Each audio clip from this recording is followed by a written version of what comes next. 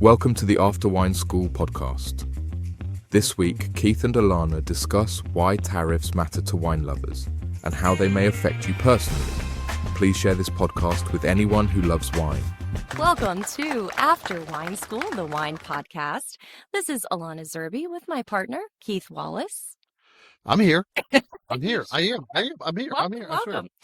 We are here today to talk about a little bit of a tough topic. We're going to dive into tariffs. We want to offer some firsthand perspective. We've been through this before, and so Keith and I thought it might be helpful to talk through some lessons we've learned, some thoughts about how to move through uncertainty. So that's the goal of today's podcast. As always, we are sponsored by the National Wine School, the country's absolute best in online wine education. And as always, they have asked us to make sure we tell the good people that any opinions and viewpoints said on this very podcast are completely our own and do not reflect anything the National Wine School or any other business really would want attributed to them. That gives us a little cover so we can say honest things. Let's just be honest. There we go. That's great, that. Fantastic. They're not liable, but that allows us to talk some really hard pieces. This is a hard conversation to have. And so where should we start here? Because this is tough. This is tough. So the landscape today, in some ways, I think, although we had tariffs, was it 2016? The first round, that would make sense. We have dealt with tariffs before. I think what is particularly tough at this moment in time is that there is a little bit of an existential crisis when it comes to wine generally, with so much consumption at historic lows. That's true. Continuing and ongoing climate change issues, and then layering on top of it now the difficulty of accessing some of the most wonderful, beautiful things in the entire world. So I think it might be helpful just to talk a little bit about what is most salient for folks like us who are small business owners. Yes. Really with very little power over these changes. That's true. Incredibly small amount of power. And maybe let's just talk about what are the biggest concerns that we have with tariffs and what might happen. And then we'll follow up. We'll try to end with a little bit of positivity and optimism about what can come from a difficult situation. And I would say there's always an upside to market disruptions. There always is. It's not great for people who are already in the business, but it does offer, there's going to be a lot of upside in a few years. I just want to say that flat out. Like this can be incredibly good, incredibly beneficial to people moving into the markets now or considering or thinking about it in the next 5 years. Interesting. That is actually a definite positive. I think we should also describe, why is it so uniquely difficult for the wine trade when we see things like tariffs or even just different laws in state by state? Like small changes have these big outsized effects. So first of all, all of us are small, right? The wine school, small. Everything is small, largely because we're not one country when it comes to liquor laws. Every state has its own laws, so it's unique. Unlike we have all these trade laws around the country where free markets, it's all free markets. That's end to end of the United States. It's a big free market, except for when it comes to alcohol. Here, each state has their own rules, and big chunk of that is you can only distribute or sell wines to your own population. There's some things that are not like that. Like sometimes in some states you can buy from other states, have it shipped, wineries can ship to you. But for the most part, it's actually intrastate. And so we have a lot of small companies, which is awesome. That means that if you want to be in the wine trade, it's not that hard because you're not having to compete with a big national company. You're having to compete with a statewide company, a regional company. This offers a lot of small businesses, and that's where the power and the effectiveness of being in the wine trade. Like at the wine school, so many of our students become small business owners and make really good livings that way.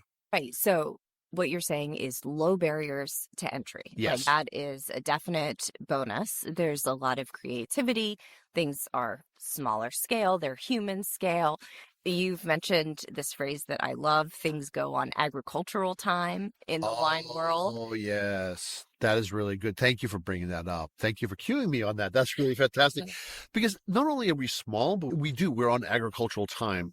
Just because vineyards take 10, 20 years to plant or regions to become popular or different styles that come into play. I always like to point out that when I started the wine school decades ago, Chardonnay was this huge, like everyone drank Chardonnay, but then that slowly petered away. But we had a conversation off mic Yes. about how this is all of a sudden changing in relation to like Sauvignon Blanc. Would you like talk about this for a little bit? Yeah. So I think what's fascinating with wine is that there's two perspectives. There's obviously this great historical perspective that goes back thousands of years, that wines are part of our culture, and you can walk in the same footsteps that famous winemakers or famous Romans did hundreds of years ago. And we're also on agricultural time, so there is this long view that you have to have. But all of this at the same time exists in a world, like with anything else, where things are always changing. And it certainly was the case. I know in your era of starting the wine school, Chardonnay was the top. It was huge. Wine. It was insane. It was huge, and it was the classic Napa style, the buttery, the oaky, the big. And by the time I started teaching about 10 years ago, it had changed dramatically, such that it was the outlier who said they liked Chardonnay. And they didn't even want to admit it. And it's fascinating now because about 6-9 months ago, I really started noticing it's half and half. If I ask a one-on-one class, how many people prefer a New Zealand Sauvignon Blanc, how many people prefer a California Chardonnay or that style, it's pretty much equal. And it's not, oh, the older folks are, say, raising their hand more. No, it's the demographics have nothing to do with it. It is across the board. And what I tell the students, because I am always surprised, I actually tell them how surprised I am at what they're indicating here. And the important thing to keep in mind, my Pomeranian is really... Right now, he is completely tangled in your... Let's explain what's going on. I don't know if I can. Okay, so here we go. Okay, so what just happened was we're actually recording in the woods of Maine in a little cabin, and we have one of our dogs just wrapped around my cord that's hooked into the microphones. As Lana was talking, I was desperately trying to unweave myself from this rabid Pomeranian. We've been trying to unweave ourselves from this rabid Pomeranian for a very long time. So he is now in my arms. We'll see how long this lasts. Right next to the mic. So we may have an unfortunate barking incident that's going to blow my eardrums out of the back of my head. That's going to be an embarrassing way to die. However, no, this is a family effort. Yes, this trend has changed, but mind you, we're talking over a decade that's changed, and this is agricultural time. Things change slowly, and then all of a sudden you notice that they are changing again. And one of the things we've noticed at the school is that people are much more interested, not as much in like austere whites, but in like really like expressive whites. Yes. And a lot of my classes now, and when I'm designing a wine class for the public, I am putting in more intense, aromatic, perfumed white wines. There's a real big love of that. It used to be, I would have them, I would insist. Back in the day, I would insist on having rosés, even though people thought rosés were awful. I would insist on having these big, beautiful white wines as well, even though people hated them, because it's, no, you can't just get to the reds. You have to see these amazing white wines. And it's like you have to eat your peas before you can have your desserts. That's how I saw it. But now people just absolutely love it. Sometimes that's their favorite part. I remember, it wasn't that long ago when a lot of people would say, I just don't like white wines. You don't hear that anymore. So trends are trends, and these are long term. And so in institutions like this, like these small businesses, and even like wineries are small. Everything is small. And so when you bring something in like tariffs, it changes everything. And it's this huge tsunami of change in a place that's not used to very short-term change. And you should also understand that we're not just small, we're interconnected. Everything is connected. So, for instance, if you only drink California wines, great. But the person selling that to you, that wine shop, they rely on all the sales of French wine and Right. Spanish wines and Portuguese wines to keep their margins up. Like they can't exist alone. If they could, they would have, right? You would have a lot of wine shops that were just America, hell yeah. That's what you would have. Sure. Like you have, but they don't exist because we have a very specific styles, but we don't have, we need to have all styles. It's kind of like you'd only have, if you had a bookstore, you only had one kind of fiction. Like you only had like marmot fiction, right? We only do fiction about rodents and rodent related activities. And that's it. You can't exist with that. What you you need to have the whole world.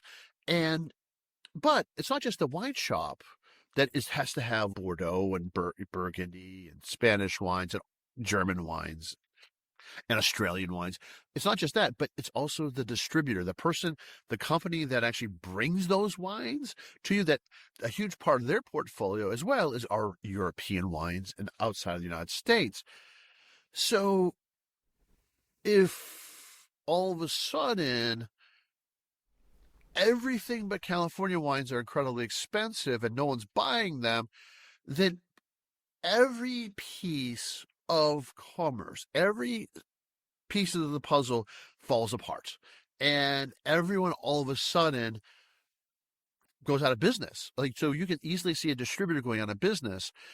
And so say you're on the East Coast, say that you're in Massachusetts. The one distributor that actually carries your favorite bottle of California wines, they also carry a whole lot of European wines as well. If they go out of business, you're not able to get that bottle of wine again, because it no longer has a representative in that state, because each state is its own rules. And you have to have a distributor in that state to sell that wine. They have to represent that. And therefore, so they are the only ones who can supply that wine to that wine shop. There are a few variations on that. Like Jersey isn't like that, but Jersey is corrupt as hell. So like we can ignore Jersey. And sure, maybe you can buy that wine directly from the winery, but then you're buying a case or 2 cases, and you're paying more money than you would have if you were buying it at your local wine store, which is the weird thing. So now you are in fact paying more money. And this has this effect, and everything suddenly starts costing more money, largely because everyone's losing money. So yeah. Are your California wines going to get cheaper? No, they're going to get more expensive because there is less wines to be sold. And if it's a small producer, more people are buying that wine. So like we're a large wine producing country, but we're not going to be able to supply all the wines for this country. Like so if everyone just buys California wine, now you don't have enough supply for the demand. And so those prices are going to go up. There's no upside to consumer at this scenario. Like your prices are going to go up no matter what you're paying for. And if they don't go up, it means they don't exist anymore in your marketplace. And so this becomes a real problem all the way around. So there's no way of getting out of this, that everything with tariffs are going to cost more. And the higher the tariffs, the less choice you're going to have, because more and more businesses are going to step out of it, at least for a while. They will just limit, and they will actually have to start laying people off. And that's the hard piece here. We're not in a good place for the companies right now that are in business. They're coming into really tough times, and you're already starting to see it in the distribution, not in retail yet. And you're going to start seeing it in the next few months. If tariffs stay, and if they continue, or if they increase at all, you're going to start seeing a lot of disruptions in the marketplace. because we're not used to it. We're small companies. Everyone is going to freak out in their own specific way. Some people will actually just go out of business. Some people will be smart and have been smart and actually have done the thing that I tell people to do, which is get it in now. Get it in. The hard thing is boats don't go fast. And if to get it in now, you would have had to think about this 6 months to a year ago of the possibility that you would need to actually place larger orders and make sure they're in this country before there's a possibility of tariffs. So the people who did that, and there are some companies that did that are really well run and really thought through that. And one of those companies is us. Yes. So preparing for this time around has been possible. There's been some foreshadowing that tariffs would increase, be a tool in the current administration's playbook. What happened in 2016? Let's take a historical view before we get to the current. So 2016, this is something that was put into place. What did the wine school do at that time? Oh boy. All right. At that stage, we did not expect it. We did not expect it. So what we had to do was we just calculated like that this was going to cost, and more likely that it was going to be about 20% more. And so what we had to do was we had to start increasing prices slowly for classes because we just knew that over time. And so what we did, now there's a delay effect when you're buying. So we just bought retail at that stage. So if we, like everyone else, but what we saw, so we just bought a little bit more than we expected. And because the wine school is in Philadelphia in a state control, we knew that their inventory was about a year. So we actually had about a year before the costs really started trickling in to us, where we're going to have to start. So we absorbed some of the costs and we passed on some of the costs to our students, which I didn't want to do, but we had to do it slowly. And then of course, by 2020, when we started seeing, and then 2021, 22, when we started seeing inflation, we also had to deal with that as well. But that's a different story for a different time. So there were things we could do. We could maneuver, yes, reallocate resources in some ways. Absolutely. To keep us lean and mean. Yes. And continue on. This time with tariffs, being that it is this gestalt of declining wine sales. Right, yeah. A new sort of neo-prohibitionist movement coming in. Yes.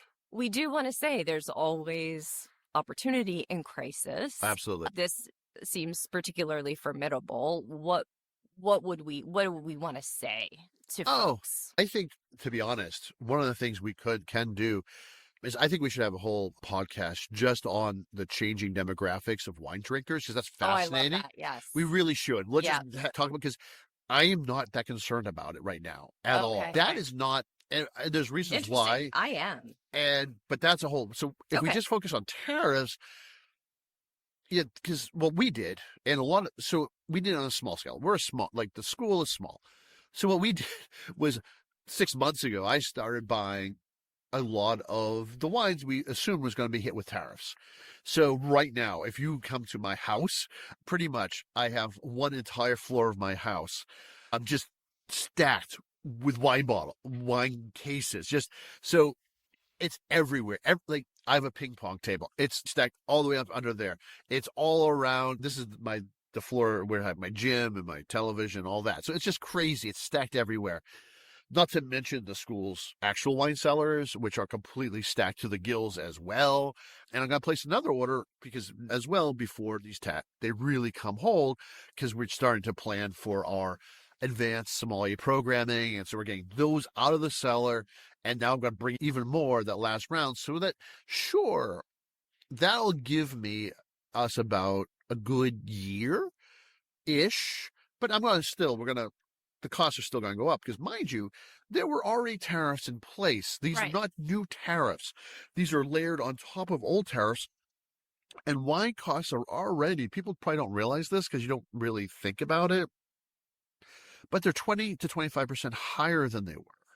So, for instance, in 2016, there were a specific bottle of Chianti that was $15, and it was a classic part of our Wine 101.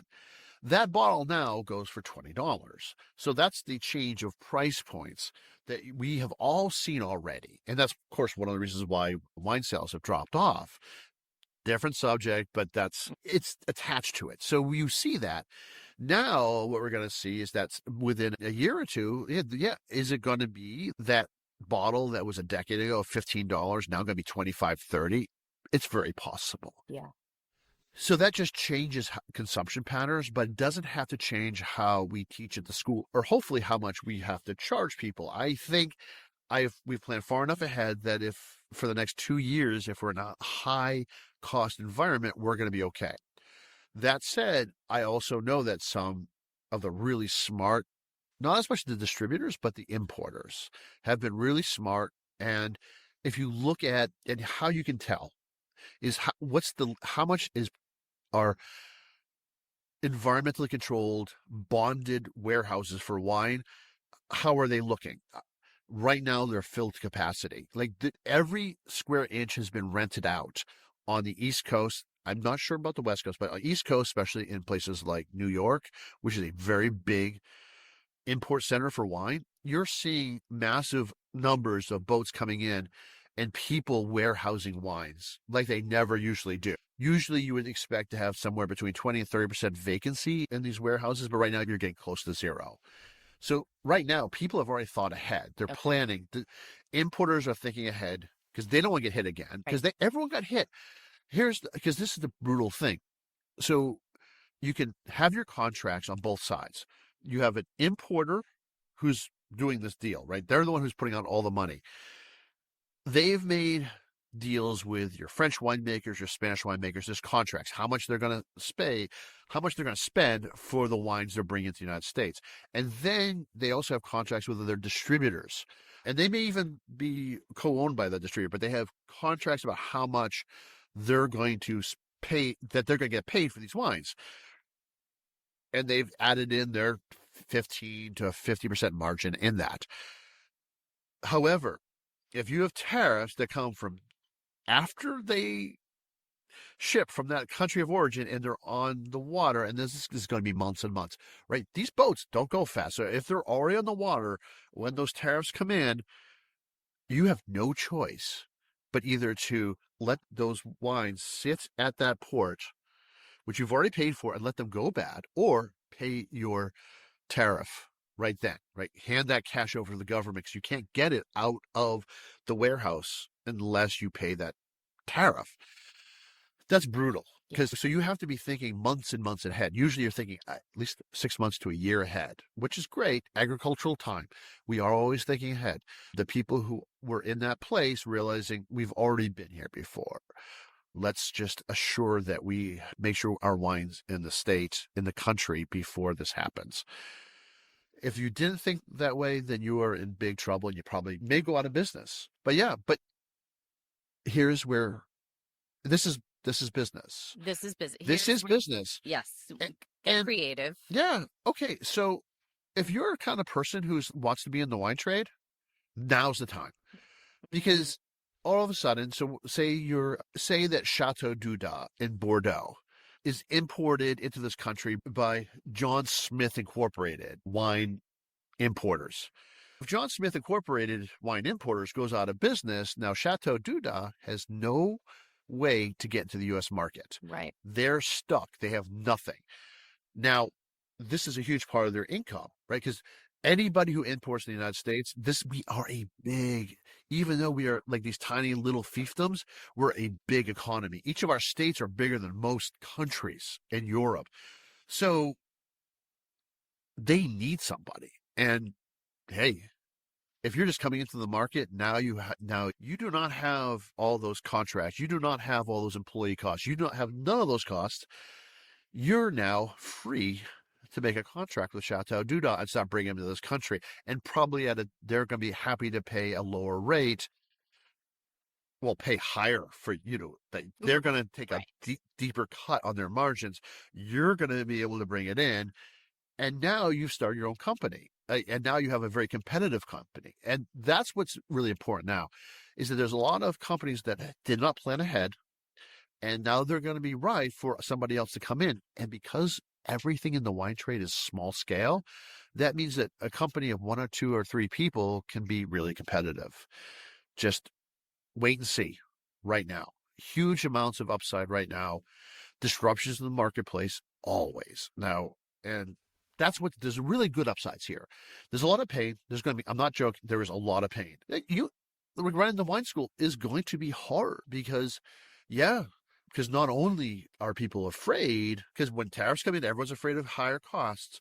But the funny thing is, I know in 6 months from now that people are going to look at how much wine costs in their wine shop, be horrified, and then they realize that, oh, they can take a class at the wine school, and it's actually like a really good deal now because we're not upcharging because we already had our wines. We're not worried about that. In fact, actually, the wine costs really don't even come into play into our costs anyways.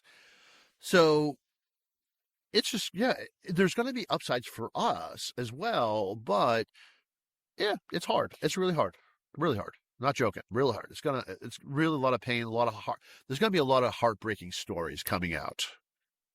Yeah, to seize upon that opportunity, to capitalize on it now, that you're going to have to have a pretty high risk tolerance. It's not going to be guaranteed.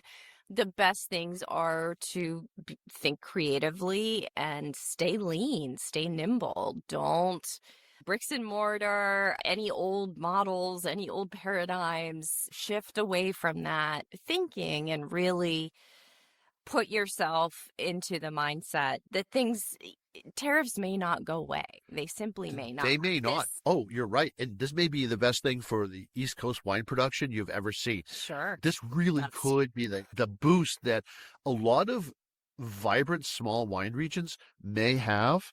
Now they actually may be able to compete, even though our land costs are so high. All of a sudden, those Finger Lake Rieslings that are $20, $30, they're now competitive with the German Rieslings that used to be $15, $20 and now are $20, $30, $35.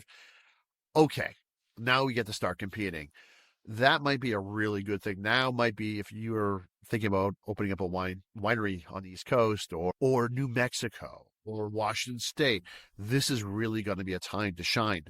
Oh, you want to do a Bordeaux style, like really crisp and lean, or maybe even a Burgundian style Pinot?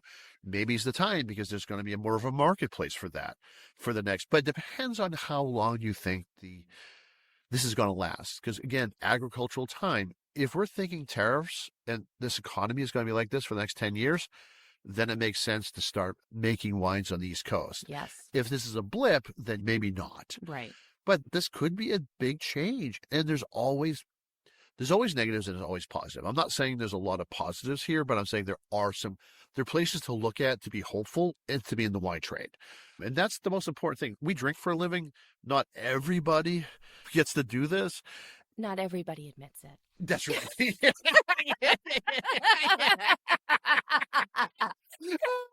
That's awesome. Oh, that's true. It's so true. But I'm not saying that I wake up every morning and yay. No, it's hard. I'm going to see a lot of good friends suffer. I'm going to suffer. It's not like this isn't going to be easy, but but if you're in business and you want to thrive, you do have to look at what's possible next, because there always is. Yes. And that's my real point is don't just despair. Look at what's possible and how you can be a part of the possibility and not drag everyone else down. The wine trade, we're a bunch of, hey, we're degenerates, we're weird, there's like antisocial, like this is common in our trade. Depression does run. I've so many people I know in the wine trade that suffer from some sort of depression or some sort of thing. You don't. I know, right? I know. About. Ooh, I don't know. But so it's really important for everyone to understand that we have to look at the bright side of this. There are plenty of negatives. We should have been planning ahead of time. If you didn't plan, shame on you. Just know you made a mistake and move on. But then we have to look, okay, what does this open up for us? And one of the things that I will be very bullish about is the East Coast, this boost that this could bring to local production. Yeah, to be honest, I'm in discussions about opening up a cooperative winery in the Pennsylvania area, just largely because this is going to be boomtown for smaller production in the United States. And especially if you don't have distribution, especially if you are direct to consumer, this could truly be, if you're not relying on the distribution system, this is an amazing time, absolutely amazing time to be in business. So that's where I'm at. Keith, I think you brought it home. Woo-hoo! You really, you landed the plane. It was tough. It was turbulent. Oh, yeah. Oh, no. People were jumping out of it was awful. But I landed, and here's the thing. You've had a little Pomeranian in your lap who's notoriously loud and grumpy. He did not bark once. I don't know how you did that. I assume you did the thing where you just put a bag over his head or something. Is he still alive? I want to see signs of life. He is. Proof of life here. Oh, God. Okay. Oh, yeah. All right. Oh, yeah. Dancing. Okay. Then what Alana is doing with this poor dog is so humiliating. She's basically gave him a top hat and he's dancing. Oh, this is disgusting. That poor bastard. All right. Let's not torture our friends with any more images of Charles. But thanks, everyone. Hopefully this was helpful. I feel better. Oh, good. I hope you do. I do. Good. I do. Yeah. No, ask somebody. Yeah. Ask your favorite manic depressive wine school owner. Question's very depressing. He tends to actually, I'm always depressed, so I have some good news for you.